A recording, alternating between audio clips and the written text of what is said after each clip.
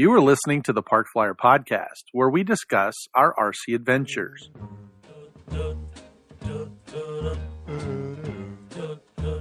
Welcome to the Park Flyer Podcast, where we discuss the ups and downs of the new RC Flyer. Join your hosts, Michael and Jay, as they take flight at the park. Now on with the show.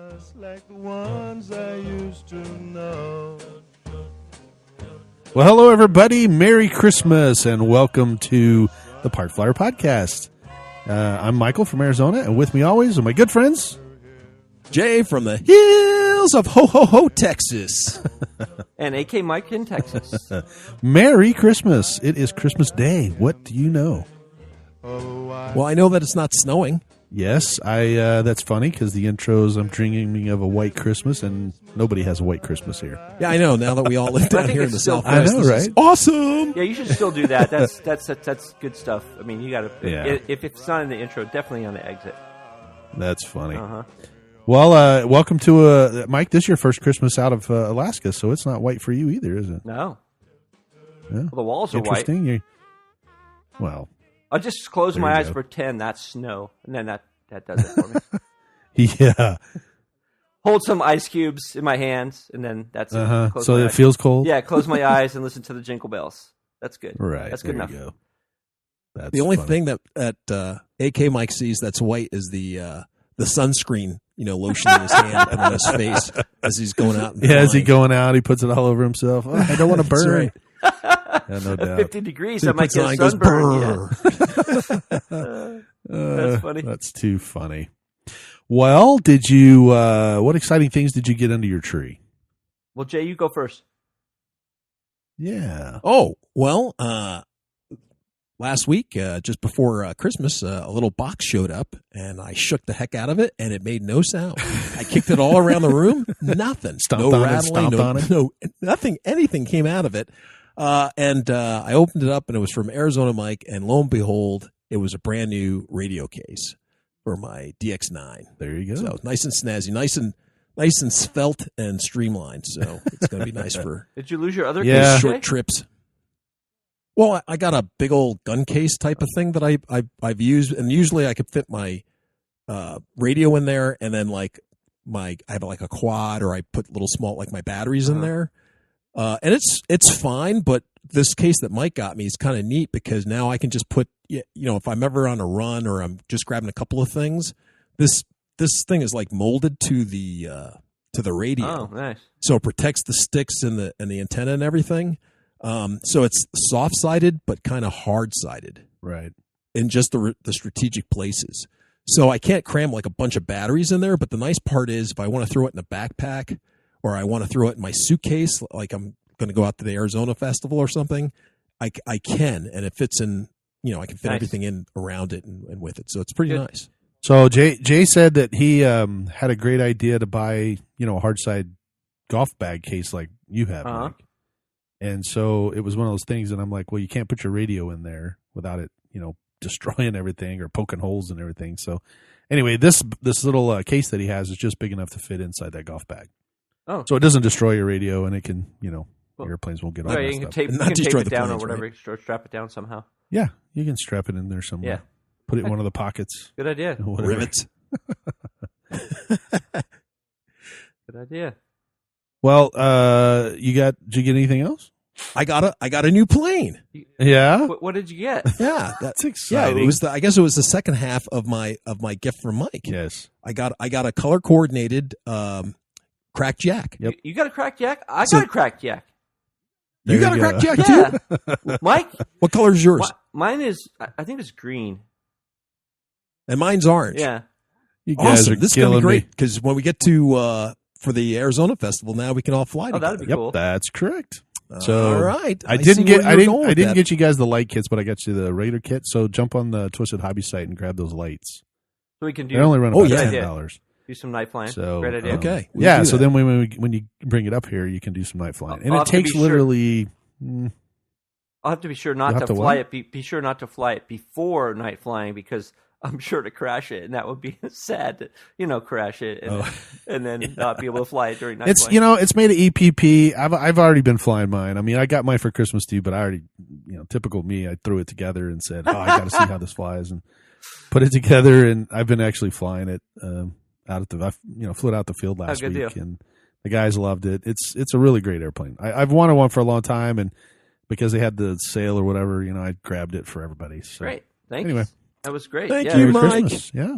What about you, Mike? What'd you get? I got a couple of things. Under my tree was a silicone pad from AK Mike, so that was pretty exciting. It's for soldering, and that's kind of neat because I just solder right on my table. Yeah, Yeah. much to the chagrin Right of your through there. wife. What Yes, are all these my burn wife's marks like, what are the on burn my marks on, grandma's on this antique wooden table? desk? So yeah, because that's one of the things with my TS100. Lay it down and it's like a pen, so I don't want anything touching it. So the silicone pad, I know both of you guys have one already, and I didn't, so it was great for Mike to get that for me. But yeah, I'm excited to use it. So it's kind of cool, and I'll be excited to start soldering some stuff because I've got a couple aircraft projects coming up next year, and I'm sure I'm going to have to be soldering. So Yeah, Arlie will be too. She'll be happy. Yeah. she'll be happy. I'm not burning up her table or the counter or whatever whatever I'm soldering on. Yeah, wherever you are. That's Exactly. I've actually been relegated to the last couple of times. The weather here in Arizona during this time of season is awesome. The weather, pretty much stays around 65 to 75 degrees. I think 78 next week. And so I've been, doing most of my building out on the glass table in my backyard. I have that patio furniture. It's got a big glass table. Yeah. So luckily for me, it drops something on there, or it doesn't burn it, doesn't scratch it. If I get glue on it, I can just wipe it up with alcohol. So she's been happy so far that I'm out there and not taking over the whole house. Although I do have stuff all over the house. So Like she's a not good real happy RC about pilot. that. So I know, right?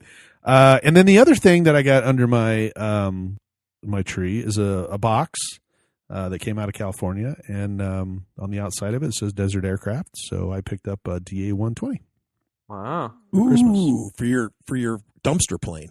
For the dumpster dive. Yep. You always call it a dumpster airplane. Yeah. It was not I've seen technically. it. It was not in the dumpster.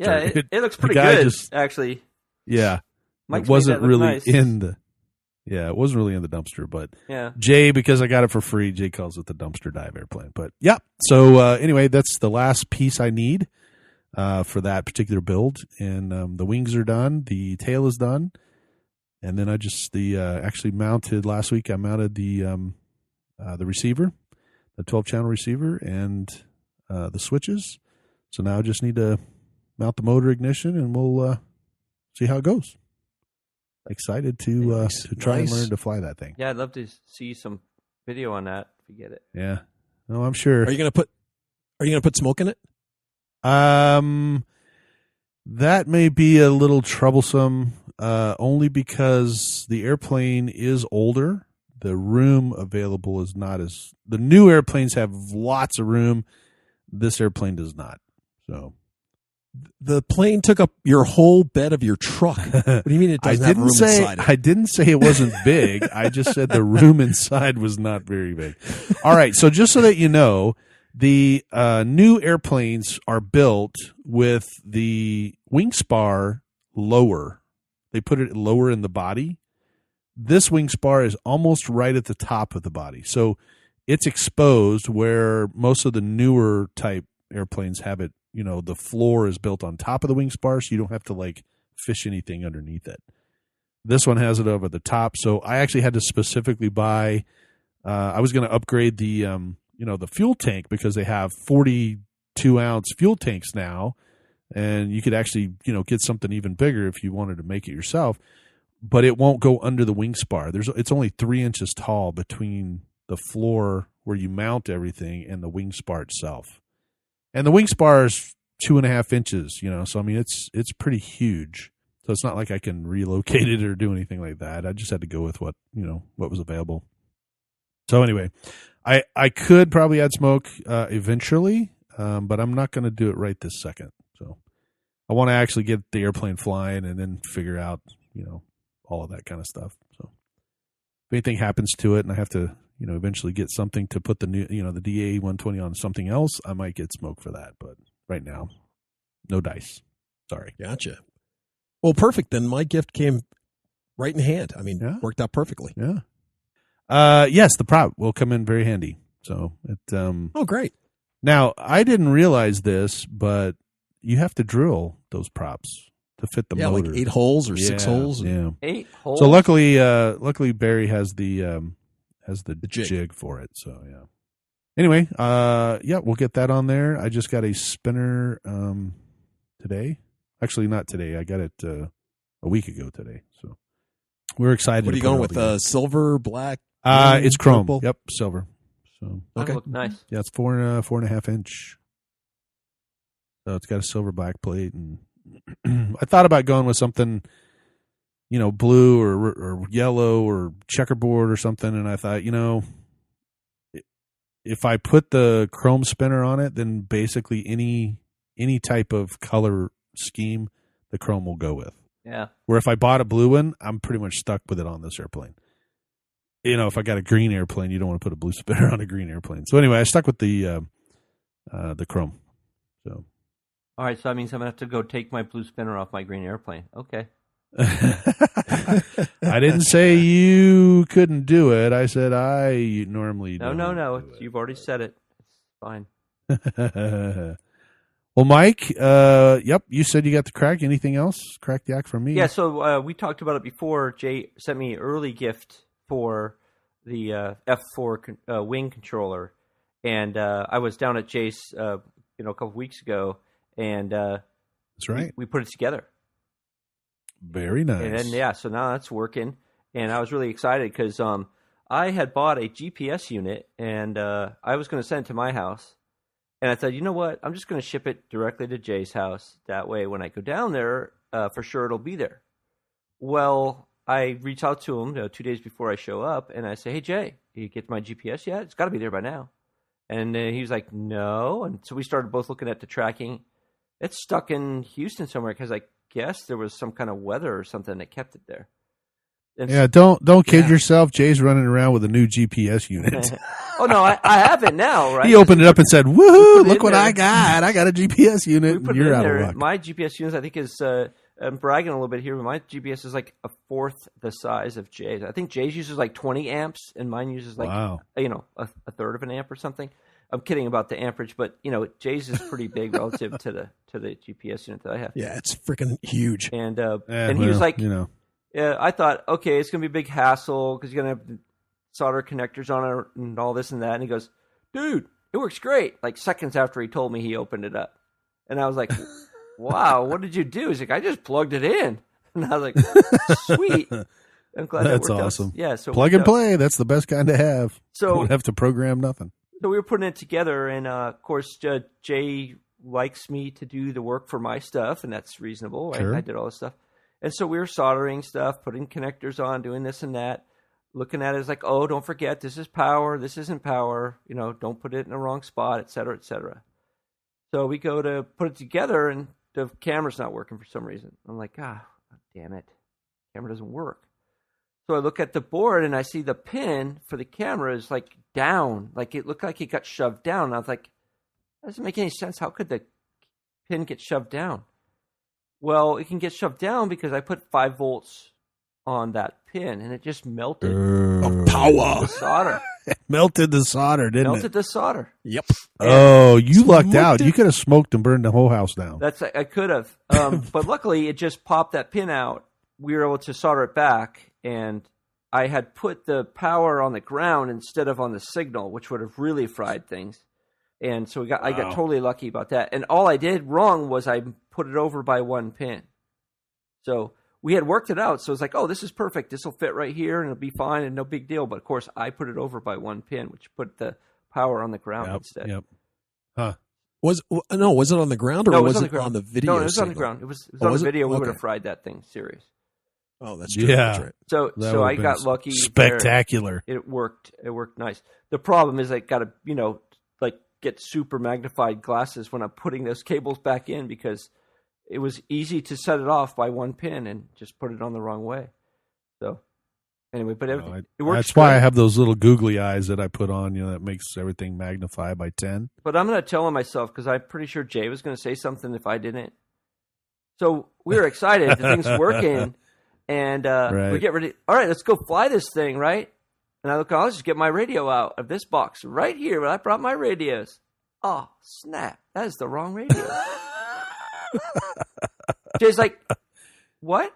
I said, yep, I left the right radio at home on the table. Oh, no. You made that whole trip and I did. forgot your radio. Well, luckily, I had the radios I had could fly a couple of my planes. I ended up only flying one of them because we just ran out of time because of all the stuff that we were doing. And that there's a story that goes along with that too. But I'll let Jay add. Well, like I said, we were just from the standpoint we were just lucky that you didn't smoke, the original. Yeah, plane. no doubt. But like you said, we got to that one point in the story where I'm like, okay, now we're ready to add your radio, your receiver, and plus I wanted to learn from him because he had he has a FreeSky radio and Taranis. And so I wanted to see just how all the S-Bus worked and how the telemetry worked. And so I was getting excited because now we were at the part of the build that I didn't know what came next or how this worked with the system. So I'm like, oh yeah, get your radio, show me how this stuff works. And he's like, yeah. Well, it's right here in this case. And I go, really? Oh, okay. I thought that was your other stuff. He's like, no, I put it in here, and he opens it up and he's like, oh, it's not in here. It was a major And disaster. he just got this look on his face like a little kid. He's about to start crying, like, oh, or dropped his ice cream. He's like, oh. And I'm like, I'm sure you left it in your car. Yeah, You always have it in your car. That's viable. So he runs out. So he runs outside to his car, and he's like searching out there. He's like, "I didn't bring it. No, man, I can't do anything." And so we luckily, since he brought his Spectrum radios and the receiver that I had, it's Spectrum and it's an S-Bus, one of the few that has S-Bus on it. Right. We were able to use that, and we just swapped it from my plane onto his plane, at least so we can configure everything and just test it all out. So that's what we ended up doing. Well, So that was nice of you. It worked out rather fine. So yay, there was much rejoicing. But I felt like it was Monty Python and the Holy Grail, because the scene where they have the rabbit that comes out and it goes into the castle, and he's like, okay, what's next? He's like, okay, well, we jump out of the rabbit. Oh, you gotta do what? You gotta jump out of the rabbit. Oh no, I forgot my radio. Yeah, the rabbit's already in there. Yeah. Yeah. And the killer part too, I mean, he brought down a ton of planes. He did. I mean, he brought down his car. It's like one of those clown it's cars. SUV. It looks Just small, kept pulling airplanes out. but he can fit 1 million airplanes inside this car. So he was loaded to bear, for going out and flying the next day. And you know what, it Mike? turned out he only what's had. worse about this whole thing? Our flying day was freaking awesome. There was no Oh, of course. wind. It was an awesome day, The dude. sun Yeah, was that's out. exactly. The birds were singing. The llamas It were was staying crystal. away. I mean, we had unlimited visibility. We even had a buck go across the thing, look at us, and Yeah, say, the buck was "What are you guys strolling doing?" across majestically Hey, across what's the up? field. And then he just kind of walked across. So I Yep. mean, it was just so awesome. And I didn't have my Well, that seems to be something that his little area does, because I think he's been to the field once or twice and forgot his radio back on the. Got all the way to the field, put the airplane together. And I think we've all done that. Doesn't have the radio, so It's- he has to take the whole airplane apart, put it back in the truck, go back and get his Yeah, radio. yeah, that's true. But luckily, that's only 20 minutes away. Yes, Mike was Mike 4 was hours 4 away, hours. so I even told him, I said, And he was like- tempted to go back and get it. Yeah, just drive all the way back. Yeah. I'll be back in 10 hours. Yeah, exactly. Exactly. I was Hold I was my ready- spot. Well, you could just go to the store, buy a radio, and come back. Exactly, And then, use return it for it. the weekend, then take it back and return it. This radio sucks. I want money back. I don't like it. Something that would have yeah. been cheaper. It was bad. And you can just delete all those 200 airplanes that are in there. I don't know whose those are. Yeah, exactly. It was bad. The funny thing is that the radio I had and one of the planes I had actually was programmed for that plane. So it had been, I've had that plane long enough and the radios I had at the same time. So I didn't even have to do anything. Like I didn't pre-program anything. It was all ready to go. I just used my old radio. Well, that was convenient. That was convenient. So anyway, that's that. And what plane was that? That was on Saturday? Friday? No, Saturday. Yeah. Saturday. Which What airplane? plane? That's What the- airplane? Oh, it was the Skipper. Polaris The or- Skipper. Skipper. Yeah. Skipper. That's right. And for our viewers, that's a Polaris clone Yeah. Or North Star clone Yeah. or from North Star North Star. clone. actually mine's called this Dragonfly. I forgot. That's called the Dragonfly. That's right. Yeah, you're the Dragonfly guy because you mentioned it several times. It came from it came right. from a different vendor. Yeah. So yeah, it's good stuff. And then we spent time putting J's together. We made it do some cool stuff. We were testing the return to home feature. And one of the things is to test return to home. In the directions, it says you have to turn it on and then run with it to go to the other side of the house, and then or wherever you're, the other side of the yard or whatever, and then you're supposed to do the return to home feature. So we were running around the house. It wasn't working. And now that's I heard a whole different version of that story. Well, really? and it was funny. I want to hear your version. Well, it was Jay's version actually. Okay. He was telling me that when he read the directions, it said, it said, you need to run the plane. Yeah. So he said you guys were running the motor up, nothing changed. You're moving around, nothing changed. He goes, then you said, wait a second, this says to run with the airplane, not run the airplane. So he goes, so we had to actually go outside and then go from point A to point B. He said, so we're running, across my yard with the airplane held up above your head to redo it. I was like, why didn't you just get in the car and just drive down the road? But he did. He did that too. Well, I didn't hear that part. No, I did that too. Eventually, that's what I did. But the funny thing is that after we figured out what was wrong, you don't have to do any of that. You just have to move it to another location, and it works fine. Oh, there you go. Yeah. So that it knows where it was and where it goes, and then it retriangulates. And the other thing is you got to be far enough away from home, so we'll actually execute the return to home feature. Right. So right. And those are the two issues. There was just some things we didn't set up right, and once we figured it out, it's like it tells you what to do, but it doesn't say you must do it, but it does say these are the steps. So it's just kind of like we read it, and it's like, well, we don't want to do that. We want to do it differently. Well, it doesn't work if you try to do it differently because you can't. Let's put it this way: this project or working with this particular board, being a man and like how you gloss over the instructions. Well, you speed read them. Doesn't quite work. You need to like read the instructions, then read them again, then watch a YouTube video to verify what you just read, and then read them again. Just and then you'll probably understand what you're supposed to do. And because if you do like how we do most of our planes, or put them together, you just kind of read it and then just kind of wing it. Right. Unfortunately, this board doesn't like to be winged or wang or whatever. It hates it. It's a specific way to do things. It's typical. And there's very, very, very specific. There's a lot of great videos and like too. I mean, there was we after we played around with it, was like, okay, we'll watch a video, and we started watching video with like we would do specific like big long specific sentences, and then a video would pop up, and sure enough, it would be the video on the thing that we needed to know about, and it worked. It was awesome. I mean, the community for around the iNav stuff and around this board and stuff is awesome. Well, that's pretty cool. It's just one of those things, I guess, and Mike and I were talking about this. It's one of those things where you have to – some people are better at explaining things than others, or other people assume that you know something because they've worked with this with quads, with the version for quads for so long, and they just naturally assume that you know what's going on when they mention a key feature or function or a phrase, that you know what that means. But to somebody who's never played with this before, well, you're going to go, oh, well, that must mean X, and then you're going to do Y, and then you're like, why isn't this working? I'm doing exactly what that guy said, but he left out. There's this little itty bitty thing, that you have to flick this switch or make sure it's in this mode, or the plane. Let's say like one of the things the plane has a sequence of things you have to do before it'll allow you to arm the plane for safety reasons.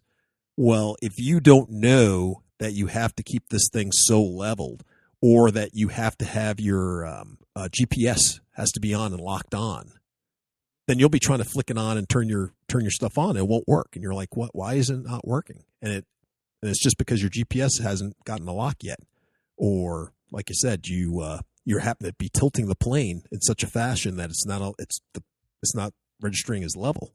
So you don't think some of that is common sense, though? I mean. Some is and some isn't. Like Mike was saying before, like AK Mike was saying before, when we were trying to get the return to home to work, right? And I'm sitting here, even though once again reading's fundamental, and I I'm should learn how to hooked do on that better, phonics right? for Jay Neely. That's We right. didn't have a Sesame Street like- song for this, so that's why we did badly. That's right. That's right. So one of the things that it tells you is that when you go to do the return to home, well, it doesn't say if you do some reading later on or you see a video later on, somebody might mention that if you turn on the return to home and you're standing in the same location or so far from the location that you're standing in, the return to home feature won't work. Because it doesn't see us You far know. enough away. It doesn't recognize, Yeah, it it doesn't won't recognize activate. you've left that area. So it's like, okay, well, you're already home, buddy. Right, I don't know what your right. problem is. Why would You're I have in to the return to home when proximity. we're already Yeah, here? right. Exactly. Well, to be nice to the guys who did this work, it actually does say those things. Those things are said, but they're deep in the documentation. So it really requires you, if you've never done this before, to read all the documentation first. And I'm not built like that. I'm pretty sure Jay isn't built like that. But I'm sure Heck there are people no. who are, but it's just not me. And unfortunately, that costs us time, right? Because if we had read the whole manual and Yeah. then did all this stuff, it would have been a lot faster and we would have, been in a better spot. But at the same time, sometimes I don't learn unless I, bang my head against the wall. It's the way I learn sometimes. Well, they don't call it instructions for nothing. Yeah, that's true, right? Of course, in a man's world, it's like, what? These are instructions out the door. That's like a cuss word. I to got me. YouTube. But it still is a pretty, remarkable little device for It what is it can do, remarkable. for how much it costs Right. and for how little it is. And like I said, AK Mike's set up, not to say that my GPS is grotesque or something, but it's just 3 years old. Right. And his is the newest version, and it's just Like a dime, you said? I'm Size more of a afraid dime? of dropping it and losing it in my carpet than I am, Yeah, like, Right. like you It's might so have small and Right. so Yeah. that's how small the GPS is. So if you like the crack yak, you could almost put this system on that little crack yak and fly around with it. Uh-huh. Wow, that's amazing. Yep. That's how light and small that this setup can be, if you want it to be. Yep. Wow. So it's cool. And then, did you guys talk Doug into getting one too? Because I saw a couple of text messages come across. What? I wouldn't say we talked him into it. He was really enthused. So, we're just helping That's funny. guide him along the way. Yes. Now, the good part about this is all the mistakes that we made. And another thing, my buddy Jim, who's down here as well, the mistakes that AK Mike and I have made, We're not telling now them. we can help steer those guys Oh, around. no, we're not Oh, telling wow. them. Forget Oh. that, Jay. Oh, okay. Yeah, we want to. That's a whole nother episode. We want Yeah, to hear I about mean- all their antics, about how they ran You know how around much with their fun we would have know. if watching, talking to Doug, maybe even steering him in the wrong direction. like he's There you running go. around the whole Holly Springs with it in his hand, trying to get his Maybe- return to home. Maybe he might listen to this podcast though, so maybe you should edit that out, Mike. I'm leaving it in. Doug, we love you. Yeah, we would do that. Don't We would listen to tell him. those We would two. Don't listen to those two because they're going to steer you wrong. Read the directions. tell him. Actually, Doug Yeah. is a smart enough man. He probably would. That's the thing. Yeah, he is pretty smart when it comes to that. So Yeah. he's a tech guy, so Yeah. he'll figure it out. I'm sure. Yep. We did fly with the planes while you were down, at least my plane. Yep. So it was your second FPV flight. Yep. So how did you like the heads-up display with this system? It was- Oh, that's right. It has a it HSD changes on it. everything. It changes Like everything. how? OSD. Well, just from a standpoint of when you're going up and down more. I mean, you do know because you see the horizon change, but just having the indicators there, knowing where I am, knowing which way is back home, it gives you some comfort level of flying the plane itself, and also I think it distracts you from being, for me anyway, being nervous about flying it. Like So does it show vertical speed or feet per minute, or it how does can. it do that? It Yes, can, if you wanted to. It can, but Jace didn't. Jace just had a bar across the middle that showed when your horizon was up or which way you were tilted or whatever. And I used that to trim it out when I was trimming it, because it's hard to trim a plane in a FPV because I mean you're going down because you can hear it a little bit or whatever, but I'm losing my hearing a little bit, so I don't hear it as well. And so for me, just seeing the bar move in the OSD told me I was going up or down, and so I could trim it better by knowing where. Why wouldn't you fly it without why wouldn't you trim it without the goggles? Oh, because you can trim it without the goggles, and you can get a reasonably trimmed plane, but then you're still doing some up and down movement with when you're trimming it via your direct eyes, right? Because you don't really see how it's flying. Well, I don't know. You kind of Mine flies pretty level. Yeah, I mean, you kind of get a sense of it, but I'm just saying it gives you a really, really specific sense of whether it's going up or down. So it refines what you do, Yes. and then it refines it into the OSD where you can actually fly hands off with Yes. it. So what you're looking, you're actually trimming your visual picture. Yes, I guess so. Yeah, in that sense. Okay. Kinda. But once again, you are trimming the actual aircraft. because Right, you but look you're at trimming the it to where the indicators. bar is level is what Yep. I'm saying. Yep. Yes. Right. So whatever you're seeing in the OSD, that's level to me. The airplane could be flying with a little nose high attitude, It could. but that's level to me. Yep. All right, that makes Yep. sense to me because I'm an instrument pilot. Right. And we kind of went through that because when I set the plane up, Mike just had it laying on the table, and I was looking at it, and I noticed that that bar was significantly lower, to the horizon or so. And I asked him to kind of pick the plane up and make the plane level, So we were playing with that just to see if you had the plane holding the plane level as opposed to being on the table, because the plane has kind of a teardrop shape. Right. You know what I mean? So I was just having to pick up the back end to kind of get it level and all that kind of stuff, just so I can understand, looking at the horizon while sitting on the table and seeing that the plane is level, what the indications look like in the OSD. So part of that as well is the camera you put in there. Well, you may not have the camera level. Right. You can tilt that camera up and down, right? Yes. So I may not have it perfectly level for how I want it to view. So that was another thing. I was like, well, let me understand, how without changing the camera, just what the view looks like, so I understand, what it looks like in my display. Sure. And then I'll mess with, getting that fine tuned. So it was on like a 4 foot high table, and we were holding. And I was like, "This is level," and he goes, "Okay." And I said, "Okay, where do you see the edge of the table?" And we moved the plane around till he didn't see the edge of the table anymore. And then he took his goggles off and said, "This is how high you are, and this is what, when you look down, this is what you see. So really where you are, like get Right. a real good visual about where you are against this. Of course, you have the feet where you are in the GPS. I mean, the altitude. It shows altitude, so 10, 5, 4, 3, 2, 1 before you hit the ground. But it just helps you from a visual as well as connecting to the numbers. It's all very helpful. Oh, that's very cool. Yeah. Sounds like everybody should have one of those. I can see why they don't, because it costs more money, but at the same time, it's a lot of fun to have. How was it flying? How was it flying with it?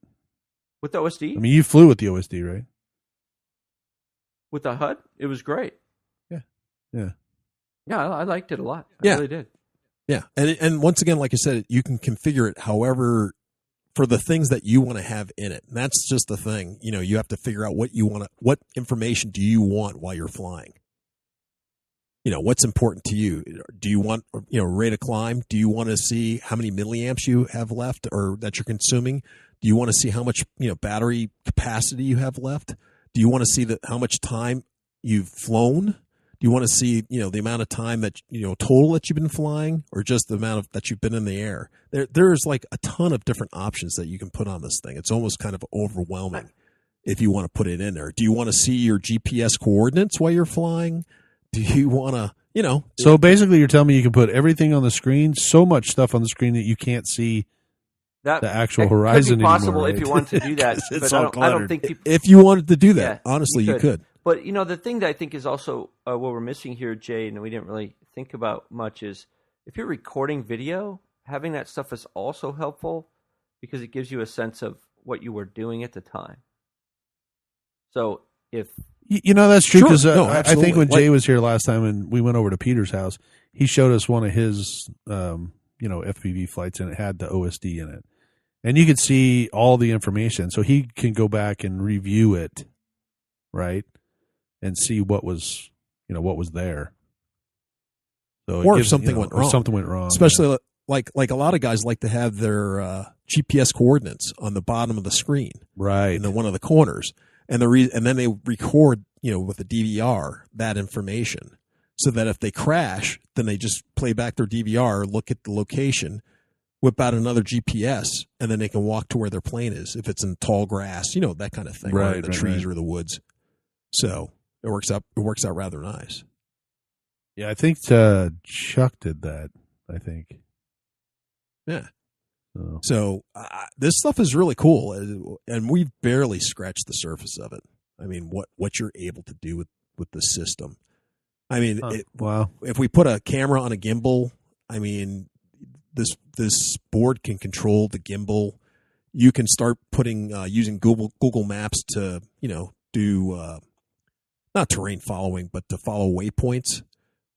And while you're going to, let's say, waypoint A, once you get to waypoint A, you could tell the plane to go into a left hand or a right hand circle at so high, and then while it's doing that, the board will actually control the gimbal on your camera and slew it over to look at the center point, of the circle, why it's climbing. It's just some crazy stuff that you can program in there. It's amazing. That's insane. That's pretty cool, though. I'm excited to see it. Well, you'll get a chance. We're bringing both our planes back out for the Electric Flight Festival? Fest. Cool. So that should be fun. So what? So you got all that put together. Did you guys get to fly when you're out there? I mean, you flew this obviously, but what else did you fly? Well, I flew my Dragonfly, which I had the one radio for, and I crashed it. No. Yep. How did you crash it? Well, the it turns out that something came loose, and it was the elevator. It's kind of hard to fly without an elevator. Yeah. So yeah. the elevator It was- has a piece of carbon fiber rod in it, and part of the rod detached from the elevator, and the elevator It popped then, loose. I heard it. The elevator then folded up a little bit. So are your elevators? You have two of them? No, it's one. No. It's one.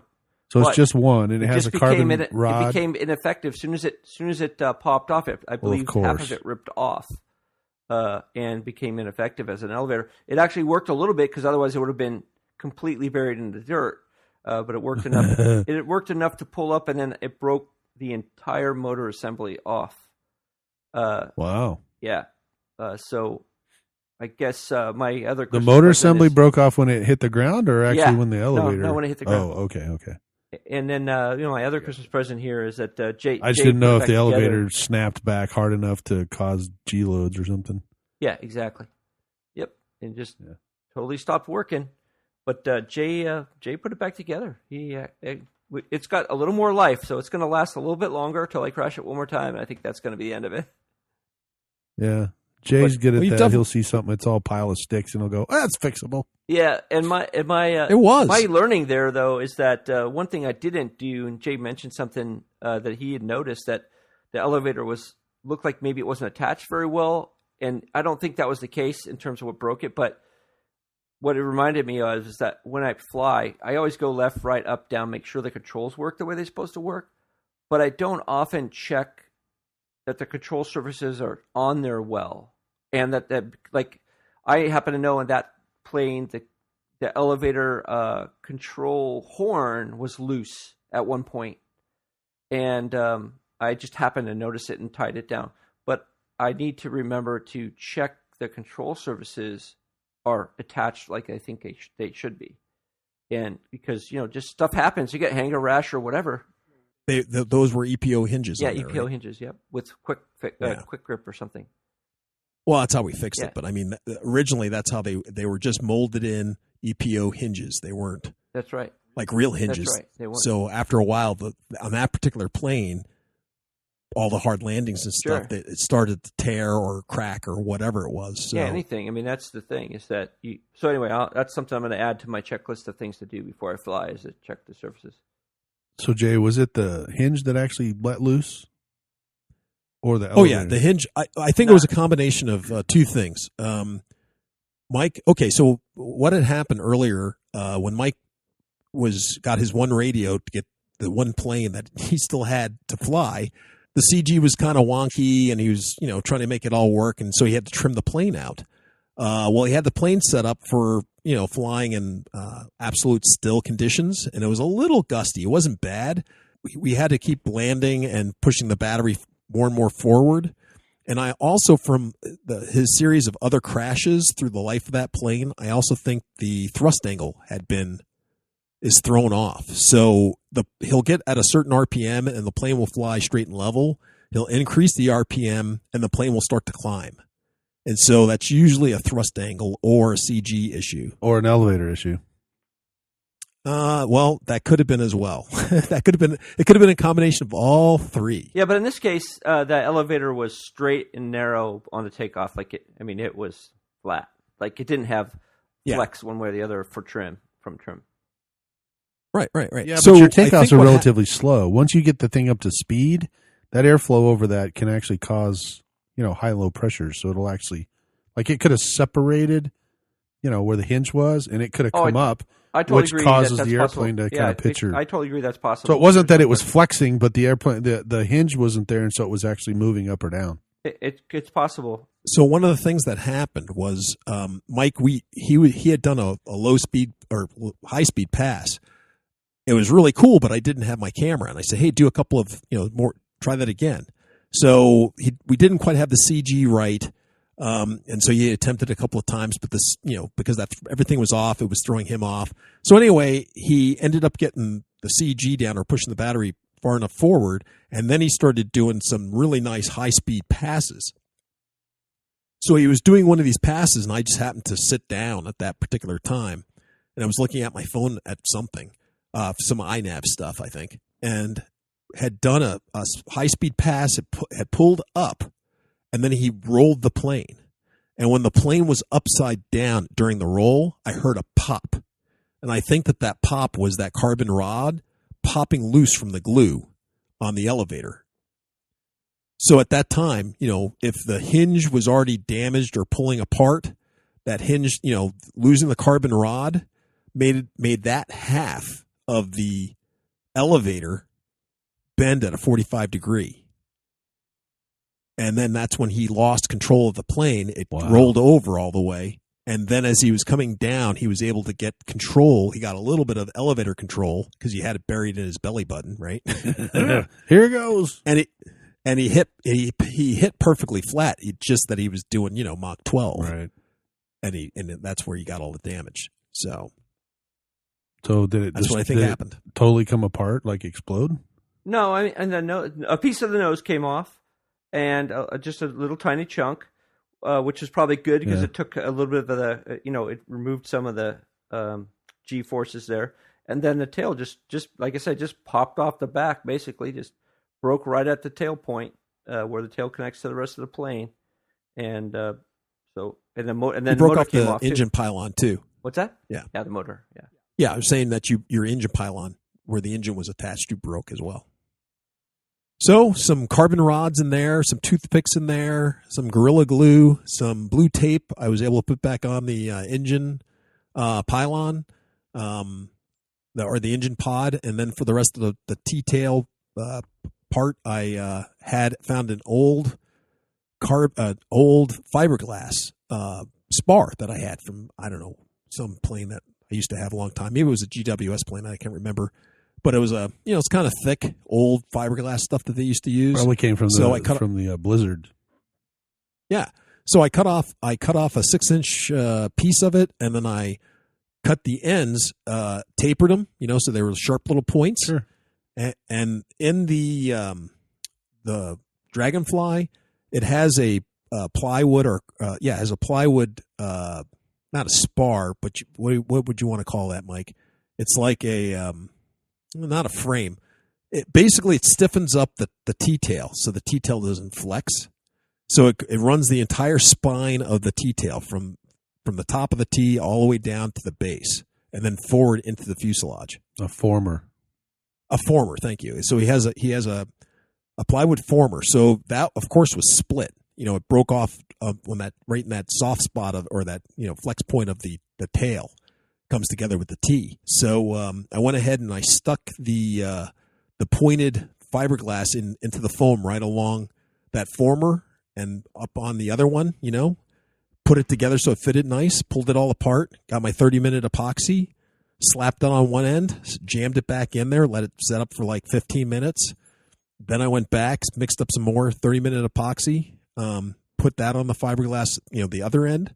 I put, and then I just grabbed some Gorilla Glue all over the one end. How'd that go? Shoved them. And I shoved those two pieces together, and the tail was good as new, and it was nice and strong. Now, did you fly it after that, Mike? No, I didn't have enough time.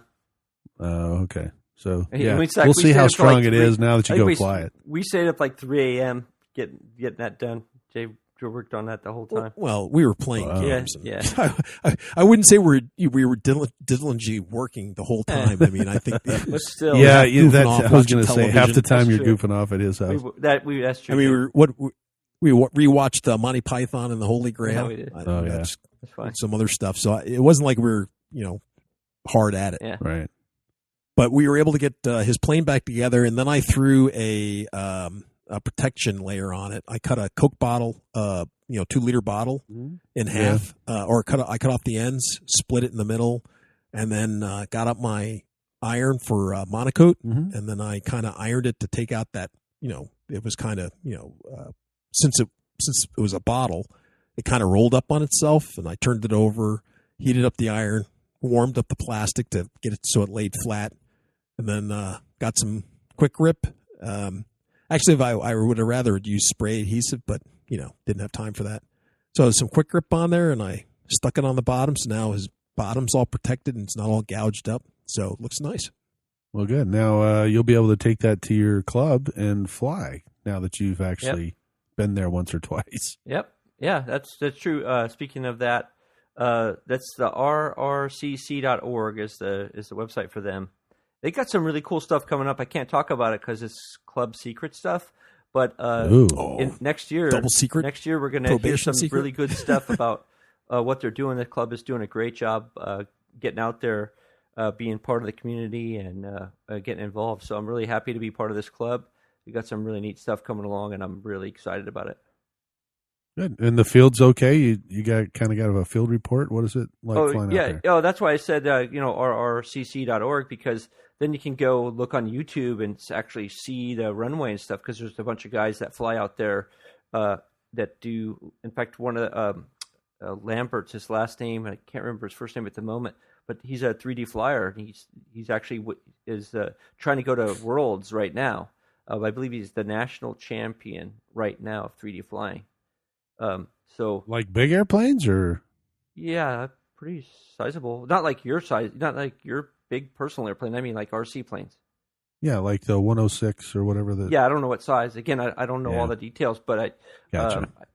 I just know that he's good at flying them and trying to go to the Worlds for that. So That's pretty cool. yeah, so that's a good club. I'm really happy to be a part of it. Excellent. Well, good. I'm glad you actually, because the last couple of podcasts you haven't even been out there, so at least you got out there. I think you went to a meeting and you've flown at least 2 or 3 times at the field. So Yeah, that's good news. You're starting to learn or actually get to know some of the guys, and you can get out there and actually fly and give us reports. That way, Jay and I aren't the only ones out flying at a club. yeah, that makes sense. So is it just one field, or do you guys have more than one field? That all I know of is just the one field. It's a paved runway, a couple acres. Ooh, paved. Just like all clubs, there's challenges with noise, and the neighbors aren't exactly excited when we fly over their houses or whatever, because occasionally that happens. And there's normal stuff for a club. Well, that's cool. We made friends with all the neighbors because, pretty much all their airplanes have been on their roofs, and we had to knock on their door to go up and get them. So now they all know us. They see us. Hey, how's it going? Get off my lawn. Exactly. Well, you'll be excited to know, speaking of clubs, last week I was all prepared to take my ASW28 out of the box and put it together to go flying, because one of the guys at our club, or actually one of the guys at my Tuesday fly, Tom, he got a Phoenix 1600, and it flies great. And last week when I went over there, I was all set to take this ASW28. anyway, so I laid all the parts out and I was ready to, make a day of it and put it all together. And like I said, I think on one of the last podcasts that it already came with, everything ready to go. I just had to assemble it. So I was trying to figure out what to do and, how to put what coloring to do, color schemes, that kind of thing. And I laid out all the parts on my table. And then my first thing was a call to Jay. So yeah, I called Jay and I said, "Hey, are there supposed to be control horns? Do you have to purchase those separately?" And evidently somebody at not the factory, but wherever it was in storage, had split the bag open, robbed the control horns out of it, and obviously sent those to somewhere else. So when my box got here, it was minus all of the Surface's control horns and 2 servo horns. So they only gave me 4 servo horns and no controls. So I was now very depressed because I had this thing all laid out, was ready to go, and I'm missing those things. So what did I do? Jay's like, "Well, just go get some out of your box. I'm sure you got some." I have literally, how many, Jay? Probably hundreds of control horns. Everything from that the shop that was going out of business. Yeah, that's exactly right. There was they're nice ones too. They're all they're metal or the small. I've got the 1/2-inch ones, all these different stuff, but not one of them fit on this airplane. That's not a one. Wow. I know, right? And literally, I have hundreds of those. I had so many of them that I cut mine in half and sent a bunch to Jay because I just was like, I don't have room for these.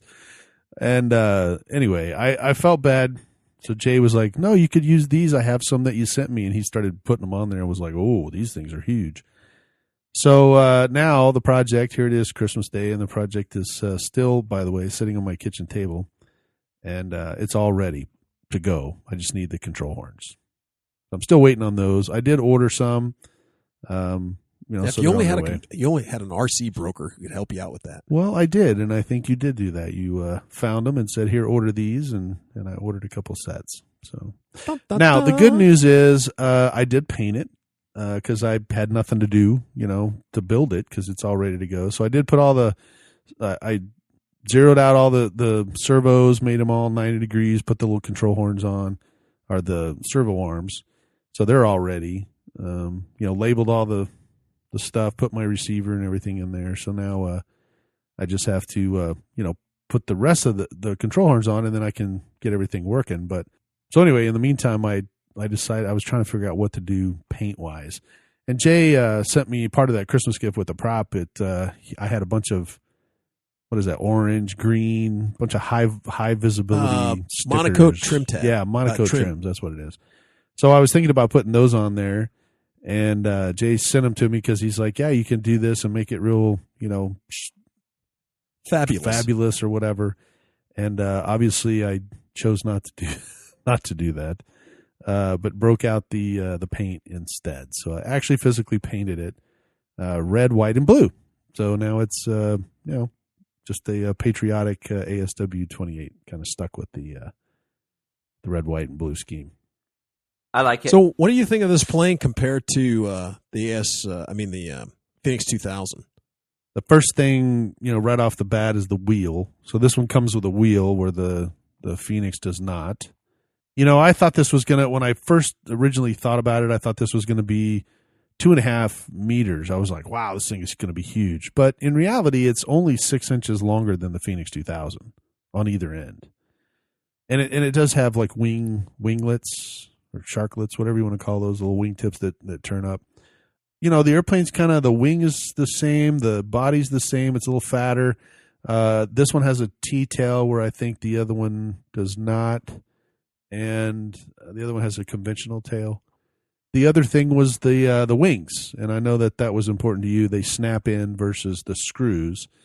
So I will tell you that I've had the wings on and off, probably half a dozen times now, because during the paint process, I was matching one wing to the other so that when they went in, they didn't look, they matched in the fuselage. They didn't. Right. They weren't wonky. Right.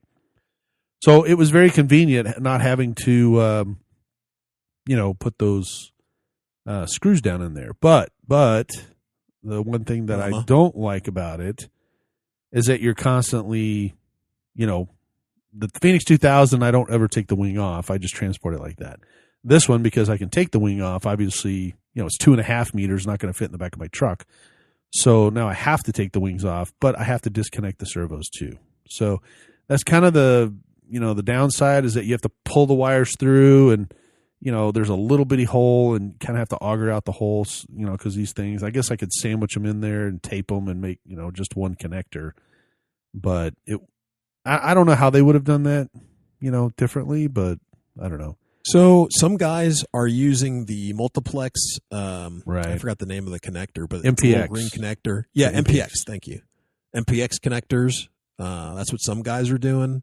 Like I said, for me, I just taped the two connectors together so they're easier to get through the hole. I also took my Dremel tool and made the hole way larger. Yeah, a little bigger. Or elongated it. Right. Just so I can get them in and out easier. The other problem is that if you just enlarge the hole exactly the same on each side, that's still not good, because the connectors, when you put them in on both sides, they hit each other when they go in. Right.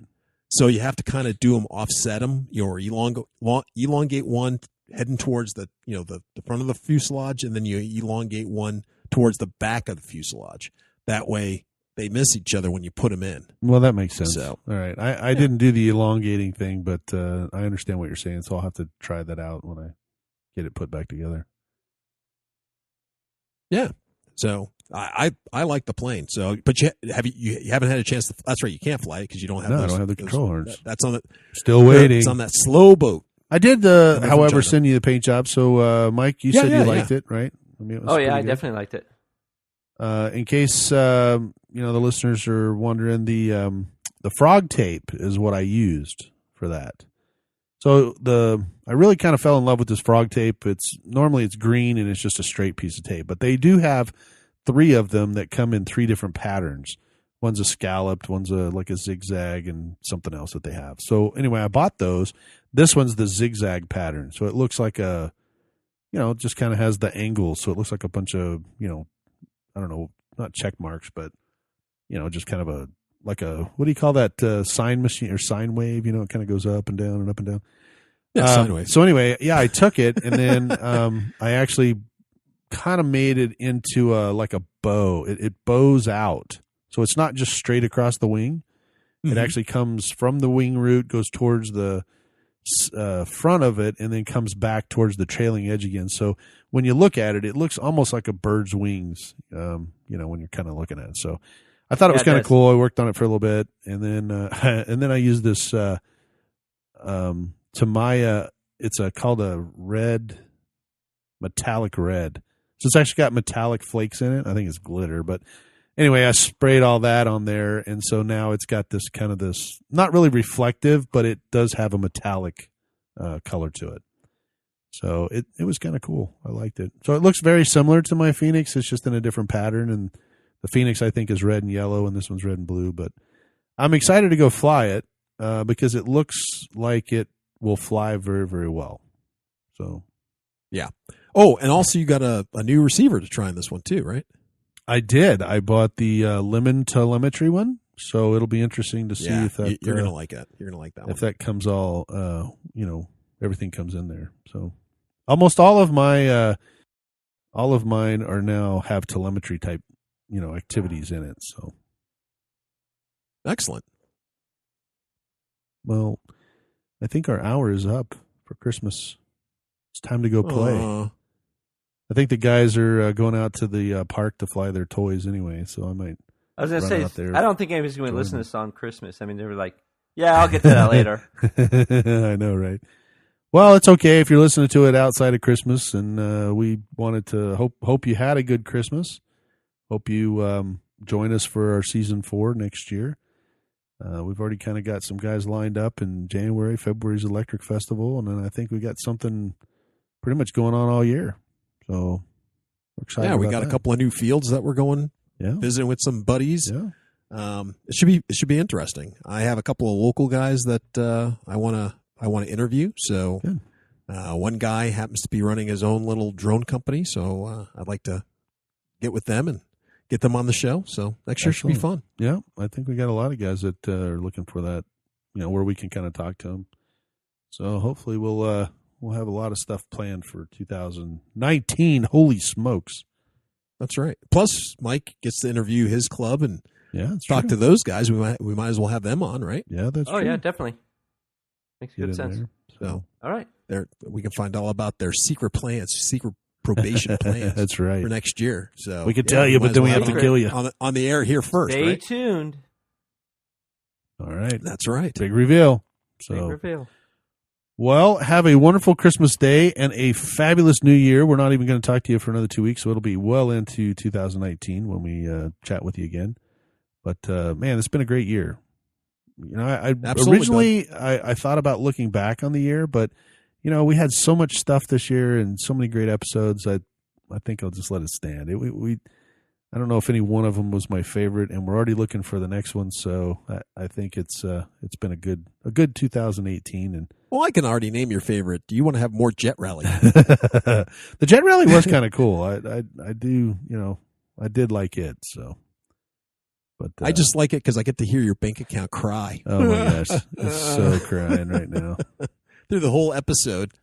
Yeah, Oh that's my. terrible. Maybe even his wife. She's crying too. Yeah, she's just over there shaking her head. I know she is. It's like, Yes, oh, gosh. she doesn't even want to know. She just shakes That's her it. head. Don't tell me. Just walks in the other room. It's not like she doesn't know. She works for the bank we bank at, so it's not like she can't see our account. You know, I cannot hide anything from that woman. I kid you not. I Too bad. have literally bought something at Wendy's or Chick-fil-A or whatever, and walked away from it. And as I was walking away with my little bag of lunch, I get a text message that goes, "Oh, can you pick me something up from Chick-fil-A as well?" And I'm like, "What? How did you know I was standing here?" You know, it's kind of creepy, but Oh man, technology, man, she's it kind just of like comes Santa across Claus. right on her She's phone. watching Says, you all the "Hey." time. I know she's watching. It's me. really not the bank; it's the GPS stuff. She's got your GPS That's true. geofenced. Yeah. She is. Yep, she's probably checking out where I'm at right now. Luckily, I'm in the studio doing a podcast, so she can't say There that you I'm go. out, you know, spending more money. Good thing she can't see the GPS on the computer though, because when I click on those things and they show up at the house, woohoo! Uh-huh. So fabulous. Well, guys, thank you for joining me for season 3 of the Park Flyer Podcast. We love our listeners' feedback, so feel free to send us an email at parkflyerpodcast@gmail.com and make sure you mention Jay or AK Mike or Arizona Mike, and you know, get out and reach out and get in touch with us. And let Hey, us know. speaking of which, don't you have somebody coming to see you, don't you?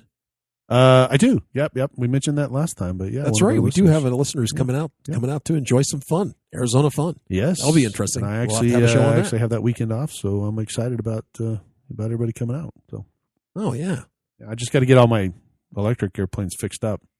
I have a couple that are in need of repair, so I have literally 3 weeks or 4 weeks to do that after Christmas.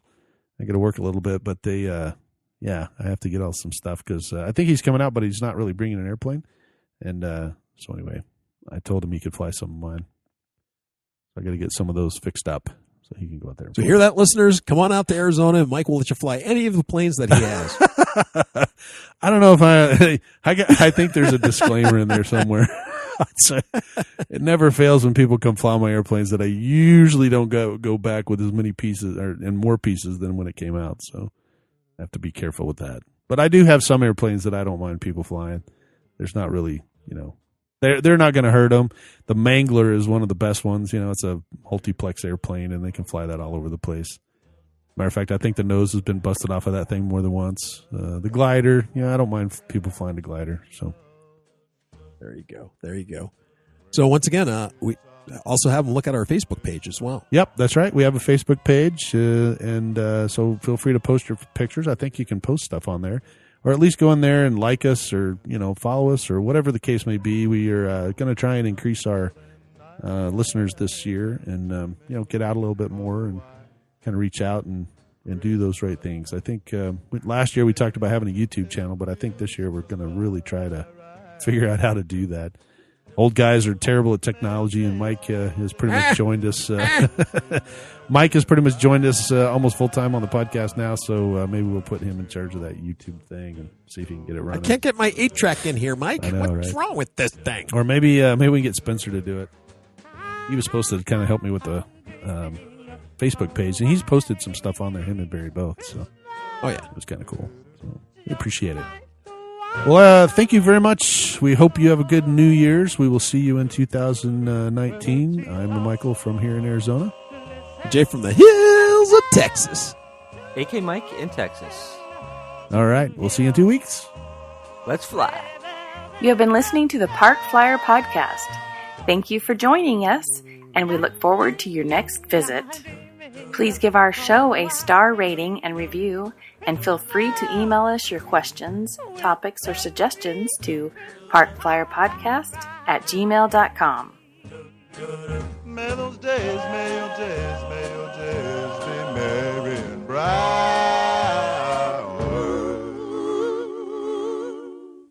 And may all